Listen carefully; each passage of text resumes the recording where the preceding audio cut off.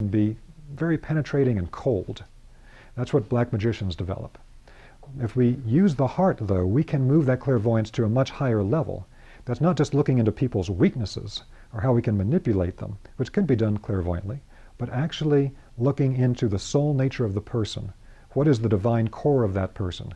Even if the person's acting out in a way that we can't stand them, we can try to look past that to see there's a divine core in this person, and we ask ourselves the Grail question of, brother or sister, what ails thee?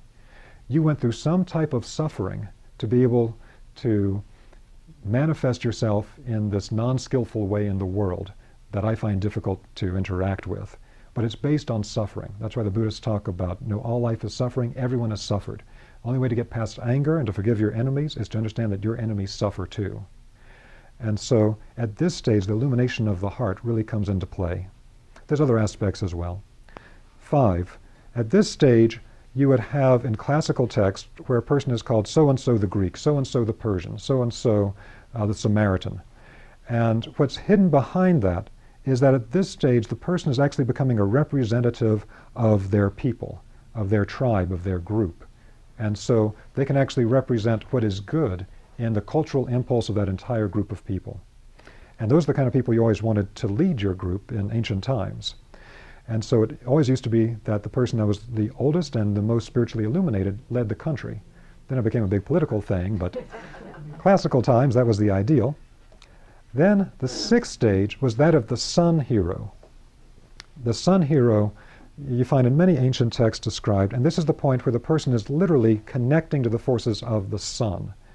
Now again, in early Christianity, it was understood that the nature of the sun, S-U-N, and the sun, S-O-N, and the idea of the Christ is no different, because the physical sun up in the sky as a manifest body in our solar system has the same relationship to the ocean of fire that is the Godhead as seeing the Godhead as a quote-unquote father has to him having a child that is a son. In other words, the sun up in the sky is an emanation at a more macrocosmic level from the unified Godhead. And so at the level of the sun hero, we are moving our consciousness up to what we would think of as Christ consciousness, transpersonal consciousness, beyond our people, beyond ourselves, beyond our people, to actually taking in the whole of humanity, until finally it moves up to the stage called in the Western terms later, the Father, which is the foundation of all creation.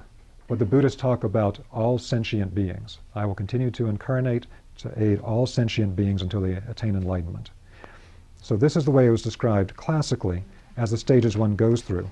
And we can see that within this is really a way of depicting a transformation of consciousness from one level to the next. Now there are 7 Rosicrucian stages of higher knowledge. So I want to contrast these a little bit. They're connected, but they're seen a little bit differently as things change over time. The first stage in the Rosicrucian way is the study of spiritual science. Now there's something hidden here. Why is the first stage the study of spiritual science? Now we're not talking about something clairvoyant here. We're talking about literally studying spiritual text. First part of it is to develop our capacity to think logically. Now in most spiritual circles today, in Western metaphysics, we look at things that are intellectual or logical as somehow lower than things that are spiritual. But that was not how it was understood in the original traditions. They understood the capacity to think logically as a superpower that would allow you to completely transform nature and to use all the forces of nature. And that's what it's done. We're harnessing the forces of nature more and more through the capacity to think logically. Also, the capacity to think logically allows us to become self-aware to a deeper level and to guide our own lives. If you can't think logically, how can you act without a guru? You'd have to have a guru to tell you what to do, like when you're 1 year old and you need a parent to show you what direction to go. You have to be able to think logically and evaluate.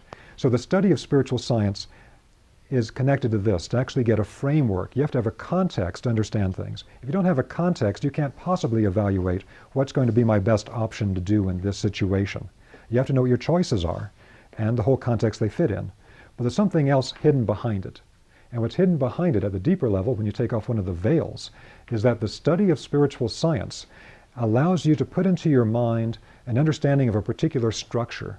Any pattern is related to sacred geometry. That pattern is related to the mind of God. So as a practical matter, when you study spiritual science, you understand different levels of consciousness, different spiritual planes, different human subtle bodies, the evolution over great periods of time. Those actually put a structure in your consciousness that allow higher spiritual beings to tell you more. It's like if you had to run up on somebody and you're trained in physics and they're not, and you're going to tell them something that they can do that would really help people. You're going to have a hard time trying to find the words about, okay, now you got to do this and that, if they don't know the concepts. It's the same thing here. Higher spiritual beings can give us information about what we need to do with our lives to help other people, all kinds of great processes, if we have the core concepts to begin with that they can work with. Otherwise, it's really hard to communicate with us in a way that moves up to their level. So the study of spiritual science is to actually lay down contextual foundations in our thinking, in our mind, that these spiritual beings can then come in, and when we're meditating or we're relaxed, all of a sudden things start to click internally. We get these downloads that happen in a second. We begin to see how all these things fit together. But we can't have it without having the things planted in place first, without having the context first. So it's not just an intellectual thing, it lays the foundation for the spiritual beings to come and show us how it all fits together and how we can apply it. Second stage is called acquiring imaginative knowledge. This is referred to as imagination with a capital I by the Rosicrucians. At this stage, we begin to develop a clairvoyant perception that's related to the faculty of sight. So we can actually perceive things in the non-physical world in a way that is spiritually similar to in the physical world. If you say somebody is visual or auditory or kinesthetic, so one person primarily processes information through the eyes, they're visual, through the ears, they're auditory, through feeling, they're kinesthetic. The exact same thing is true spiritually. Some people will process the clairvoyance primarily through a type of internal sight, and they see all these images on their mental screen. A lot of those images are not actually present in the spiritual world, but they're how they clothe non-physical realities so they can access it and they can work with it. And so that's the imagination stage. We can now see non-physical realities in the mind's eye. We can't see with the physical eyes that there's an angelic being in front of us, but in the mind's eye we can begin to perceive that form. We might clothe it in different ways. If I'm a Tibetan, I might see it as a blue-skinned being above the floor with its radiance of light, etc. And if I'm a Christian, Jew, Muslim, I might see it as a great being of light with these huge wings, and maybe if it's a higher hierarchy, instead of 2 wings, it has 6 wings like the seraphim, or whatever it might be. But it's a way to represent seeing these non-physical forces. The next stage is reading the occult script. And without going into the depths of this, we can say that this is another type of clairvoyant perception that the Rosicrucians call inspiration with a capital I. This is a type of spiritual hearing. This is what is classically called basically hearing the tones of the universe, hearing these great cosmic symphonies around us all the time, hearing the symphony of the spheres. And so with this, we are able to understand higher realities through tones. So people that are musicians or really like music, you know that if you watch a movie, depending on the soundtrack, the exact same scene is a tragedy or a comedy. Depending on the sound, it tells you what the emotional content is. And the same thing is true here. Rather than seeing a visual image of a being, one would hear a tone coming from the being, and the tone would give you a quality of the being's internal nature. Everything tones and resounds musically in a great harmony. And we also, of course, do this all the time in our daily life when you hear somebody's voice. People's voices have a tone. That tone carries a part of their intrinsic spiritual nature. And then what was called living into the spiritual environment. And this is also known by the Rosicrucians as intuition with a capital I.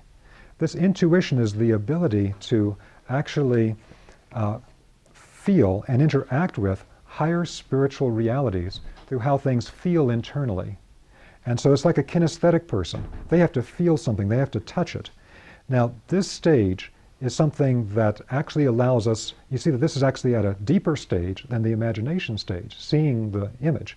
Because as we go into higher and higher planes, we're going to have some of these levels drop away. And so to give you an example of that, as we go to what we call the astral plane